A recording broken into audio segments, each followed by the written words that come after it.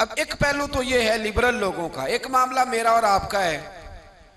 इस्लाम ने भी हिस्सा रख दिया, कानून ने भी हिस्सा रख दिया है, लेकिन कोई हिस्सा देने को तैयार क्यों जी?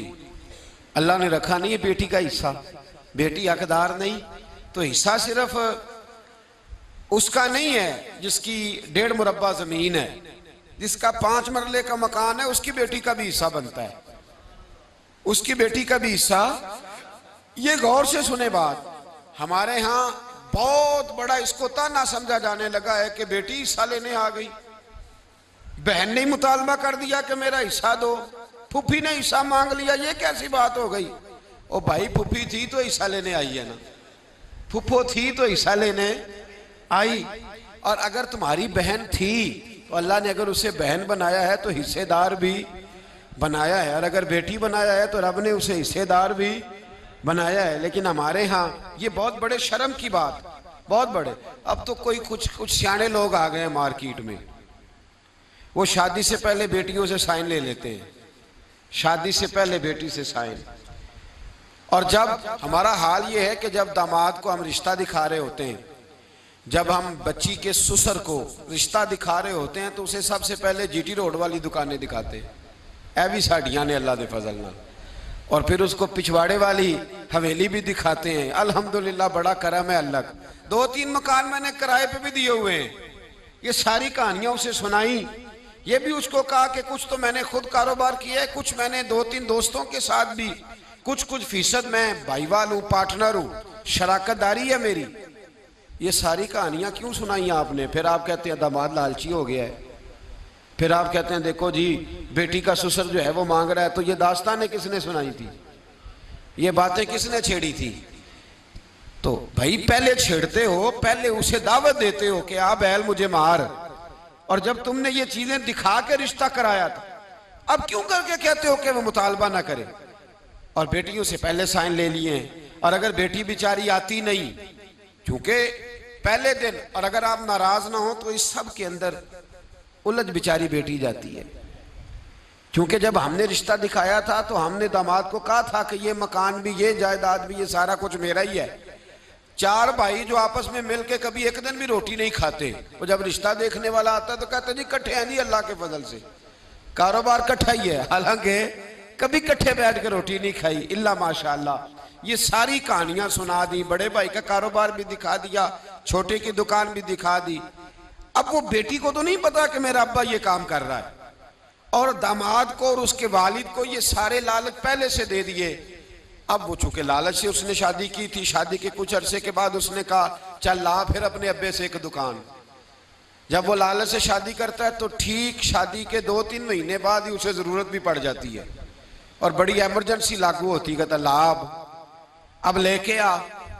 अब वो जब जाके कहती है कि जनाब लाओ मेरा हिस्सा, तो अब्बा जी कहते हैं सारे मुतालबा करेंगे, तुझे देंगे तो बाकी भी मांगेंगी। अब खामद भेज रहा है और वालिद दे नहीं रहा, बल्कि वालिद उल्टा कह रहे हैं कि तुझे उसे वहीं समझाना चाहिए था। तो बताइए इस सारे मामले में नुकसान किसका हुआ? बोलिए। तो याद रखें, पहली बात तो ये है कि ये लालच बनाओ ही ना, ये रंग अपनाओ ही ना, ये अंदाज सिखाओ ही ना, ये तौर तरीके बताओ ही ना।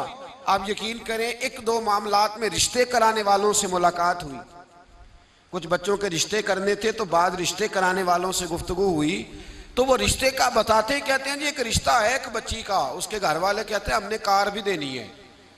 तो मैं फौरन कहता हूं कि रिश्ता तो अभी देखा ही नहीं, तो कार का पैगाम तुमने पहले सुना दिया है। वो कहते हैं जी हमने गाड़ी देनी है, नहीं ये पहले पैगाम दे दिया है, और बच्ची के नाम एक सोसाइटी में मकान भी है। शरीयत ने बच्ची का हिस्सा रखा है, अल्लाह ने बच्ची का हिस्सा, जिसका 4 मरले का मकान है उसकी बेटी का भी हिस्सा, और इसकी अहमियत है, दीन ने इसको बयान किया है, कुरान और सुन्नत ने इसको बयान।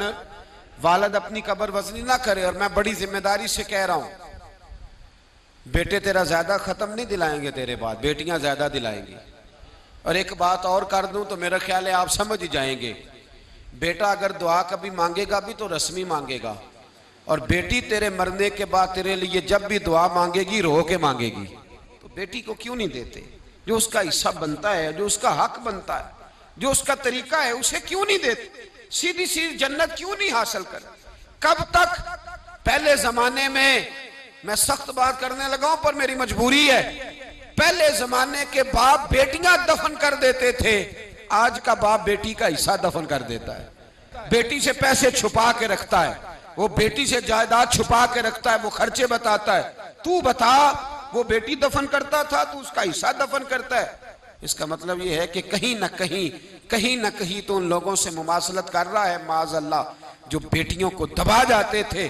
डर अल्लाह ताला से, बेटी का हिस्सा दे, उसे नवाज, उसकी तरफ तवज्जो कर। हजरत साद बिन अबी वकास रदी अल्लाह ताला अन्हु कहते, मैं बीमार हो गया तो मेरा दिल किया, मेरी एक बेटी थी, मेरा दिल किया मैं सारा माल सदका कर दूं। मैंने महबूब की बारगाह में अर्ज की, हुजूर मेरी एक की बेटी है, दिल करता है सारा सदका कर दूं।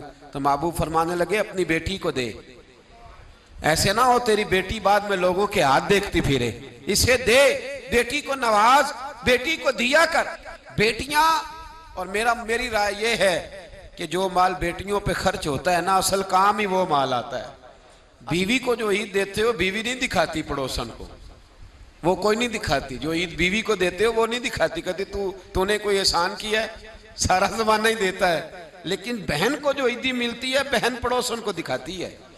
वो रखी होती है उसने चौक में, कहते मेरा भाई दे गया है, वो दिखाती है, उसके अंदर दर्द होता है। तो जो तू बेटी को देगा ना, बेटी को, और बेटी तो तेरे पुराने कपड़े भी संभाल के रखती है।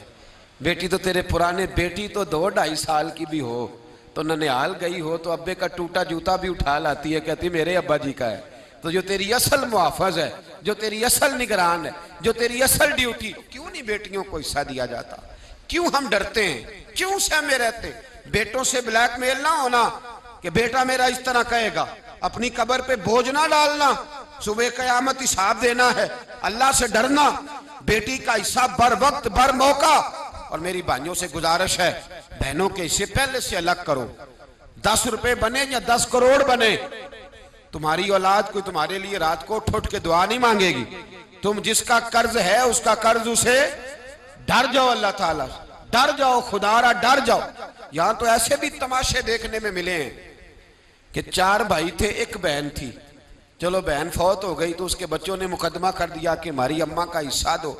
तो चारों भाई जाके बयाने अल्फी दे आए जज के सामने, हमारी बहन ही कोई नहीं। बयाने अल्फी दे आए माज़अल्लाह, बहन ही कोई। किस लिए? किस लिए? माल के लिए, दौलत के लिए। इन्नमा अम्वालुकुम व औलादुकुम फितना, जिन्हां ली तू पाप कमाए, किथे नहीं हो तेरे कर दे।